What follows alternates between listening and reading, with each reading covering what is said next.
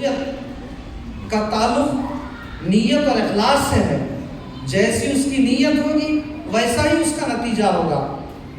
عمل، ایک اور حدیث میں اللہ کے رسول صلی اللہ علیہ وسلم فرماتے ہیں عمل کی مقبولیت نیت پر منحصر ہے، اور ہر انسان کو وہی ملے گا جو اس کی نیت ہوگی۔ جس نے اللہ اور اس کے رسول کے لیے ہجرت کی، جس نے دنیا کمانے کے لیے ہجرت کی، جس نے کسی عورت سے شادی کرنے کے لیے ہجرت کی، اس کی ہجرت اسی کے لیے شمار کی جائے گی۔ بہت سارے نیک اعمال ہم کرتے ہیں، اس نیک اعمال کے پیچھے انسان کا کوئی مقصد اور اس کی نیت ہوتی ہے۔ اگر کسی شخص کی نیت کسی انسان کو خوش کرنے کی ہے، یا اپنے آپ کو لوگوں کی نظروں میں سرخرو بنانے کی ہے، عہدہ اور منصب حاصل کرنے کی ہے، دنیا کا کوئی فائدہ حاصل کرنے کی ہے، تو اللہ کے نزدیک وہ نیک کاموں کا کوئی اجر حاصل نہیں ہوگا۔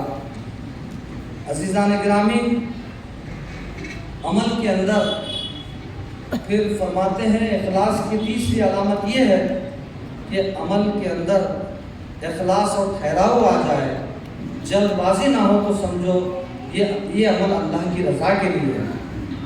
نبی کریم صلی اللہ علیہ وسلم نے خاص طور پر نماز کو دیر کر کے پڑھنے اور بہت جلد بازی میں پڑھنے، رکوع اور سجدے کا پتہ ہی نہیں، اس طرح سے پڑھنے کو منافق کی نماز کہا ہے۔ قرآن مجید میں اللہ تعالیٰ فرماتے ہیں الذین هم عن صلاتهم ساہون الذین هم یراؤون، تباہی ہے ان نماز پڑھنے والوں کے لیے جو اپنی نمازوں میں غفلت برتتے ہیں، ریاکاری کرتے ہیں۔ کسی نیک عمل کرنے کے بعد انسان کے اندر نرمی اور ٹھہراؤ آ جائے، اگر وہ نرمی ٹھہراؤ نہ آئے بلکہ اس کا رویہ ظالمانہ، حکم حاکمانہ رہا، تو وہ اللہ کے پاس قابل قبول نہیں۔ جب فتح مکہ ہوا، نبی کریم صلی اللہ علیہ وسلم جب مکے میں داخل ہوئے تو آپ کی گردن جھکی ہوئی تھی۔ اللہ کے نبی محمد صلی اللہ علیہ وسلم کی صفت بتاتے ہوئے قرآن مجید میں اللہ تعالیٰ فرماتے ہیں فَبِمَا رَحْمَةٍ مِّنَ اللَّهِ لِنْتَ لَهُمْ وَلَوْ كُنْتَ فَظًّا غَلِيظَ الْقَلْبِ لَانفَضُّوا مِنْ حَوْلِكَ فَاعْفُ عَنْهُمْ وَاسْتَغْفِرْ لَهُمْ وَشَاوِرْهُمْ فِي الْأَمْرِ فَإِذَا عَزَمْتَ فَتَوَكَّلْ عَلَى اللَّهِ إِنَّ اللَّهَ يُحِبُّ الْمُتَوَكِّلِينَ۔ یہ اللہ کی بڑی رحمت ہے کہ آپ لوگوں کے لیے بہت ہی نرم مزاج واقع ہو گئے ہیں۔ اگر آپ کہیں سخت مزاج تندخو ہوتے تو آپ کے اطراف جو جھکتا ہے وہ چھٹ جاتا تھا۔ لوگوں کے فاعفو عنہم، لوگوں کے قصور معاف کیجیے، وہ مغفرتہم، ان کی مغفرت کیجیے، وہ شاورہم فی الامر، اور ان کو شریک مشورہ رکھیے، فَإِذَا عَزَمْتَ فَتَوَكَّلْ عَلَى اللَّهِ، کسی ایک عزم آ جائے تو اس پر فیصلہ کیجیے۔ عزیزان گرامی، کسی نیک کام کرنے کے بعد انسان کے اندر نرمی اور ٹھہراؤ آ جائے بلکہ جلد بازی نہ ہو، تو یہ سمجھیے کہ وہ اخلاص کی علامت ہے۔ اخلاص کی چوتھی علامت یہ ہے جب بندہ کوئی نیک عمل کرے تو وہ خوش اور مطمئن نہ ہو، ہمیشہ اس کی دھڑکا لگا رہے کہ یہ میں جو نیک عمل کیا ہوں اللہ کے بارگاہ میں قبول ہوا ہے یا نہیں ہوا، اللہ کی قبولیت حاصل ہوئی یا نہیں۔ ہمیشہ اسی دھڑکے میں، ہمیشہ اسی سوچ میں رہے تو سمجھو کہ وہ اخلاص کی چوتھی علامت ہے۔ ابراہیم علیہ السلام، اسماعیل علیہ السلام جب خانہ کعبہ کی دیواریں اٹھا رہے تھے تو یہ دعا کرتے تھے ربنا تقبل منا انک انت السمیع العلیم، اے ہمارے رب ہم سے یہ خدمت قبول فرما، تو سب کی سننے اور سب کچھ جاننے والا ہے۔ عزیزان گرامی، اس پروگرام اختتامی مراحل میں آتے ہوئے میں آپ کے سامنے مصیبت کے دنوں میں وہ اعمال کام میں آتے ہیں جو صرف اللہ کو راضی کرنے کے لیے کیے گئے ہوں۔ حضرت عمر فاروق رضی اللہ تعالیٰ عنہ کی روایت ہے کہ رسول اللہ صلی اللہ علیہ وسلم نے فرمایا 3 آدمی سفر کر رہے تھے، رات ہوئی تو غار میں رات گزارنے کے لیے داخل ہوئے، پہاڑ کی ایک چٹان لڑک کر غار کے منہ پر آ کر ٹک گئی اور باہر نکلنے کا راستہ بند ہو گیا۔ وہ تینوں آپس میں مشورہ کرنے لگے کہ اگر ہم لوگ اس غار سے اسی صورت میں نکل سکتے ہیں جب ہمارے نیک اعمال کا واسطہ دے کر ہم اللہ سے دعا کریں۔ ایک شخص نے دعا کی، یا اللہ میرے بوڑھے والدین تھے، میں ان کو اپنے مال و اولاد پر مقدم رکھتا تھا۔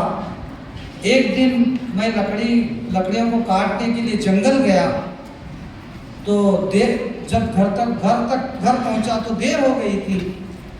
میں نے دودھ دوہا اور والدین کے لیے دودھ لے کر پہنچا تو والدین سو چکے تھے۔ میں نے دودھ کا پیالہ لیے ہوئے والدین کی خدمت میں کھڑا رہا،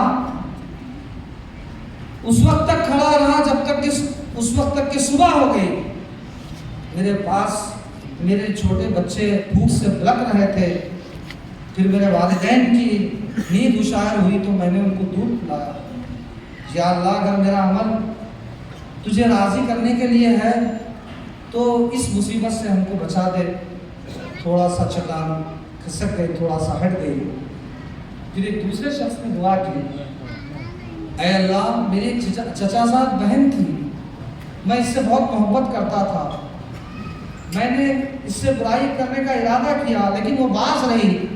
خاص سالی کا زمانہ ہوا تو اس نے مجھ سے پیسے لینے میرے پاس آئی تو میں اسے 120 دینار دیا اور بدکاری کرنے پر کا وعدہ لے لیا۔ جب میں نے اس کو لٹایا تو وہ بولی اللہ سے ڈر، اللہ کی حدود کو نہ توڑ، تو میں نے اس کو چھوڑ دیا اور اس کے پیسے بھی واپس نہیں دیا۔ اے اللہ اگر میرا یہ عمل تجھے راضی کرنے کے لیے ہے تو اللہ اس مصیبت سے مجھے بچا دے، اس چٹان سے نجات دے۔ تو اور چٹان تھوڑا سا کھسک گئی۔ تیسرے شخص نے دعا کی، اے اللہ میرے پاس کچھ مزدور تھے، میں نے سب کی مزدوری دی۔ ایک مزدور تھا جس کی وہ مزدوری چھوڑ کر چلا گیا۔ ایک مدت کے بعد پھر وہ واپس آیا اور مجھ سے مزدوری طلب کی تو میں نے کہا یہ سب اونٹ، بکریاں اور گائے، یہ غلام سب تیرے، اے شخص مذاق مت کر، مجھے میری مزدوری دے دے۔ تو اس نے کہا یہ سب کچھ تیرا ہے۔ وہ پورے چیزیں لے گئے، ایک چیز نہیں چھوڑا۔ تو اے اللہ اگر میں نے یہ عمل تجھے راضی کرنے کے لیے کیا ہے تو اس چٹان سے ہماری نجات دلا دے۔ تو وہ چٹان پوری کھسک گئی اور وہ تینوں ساتھی جو ہے اس غار سے باہر نکل گئے۔ عزیزان گرامی، نیک اعمال انسان کو بلاؤں سے محفوظ رکھتے ہیں۔ اللہ کے رسول صلی اللہ علیہ وسلم کی حدیث ہے، صدقہ بلاؤں کو ٹالتا ہے۔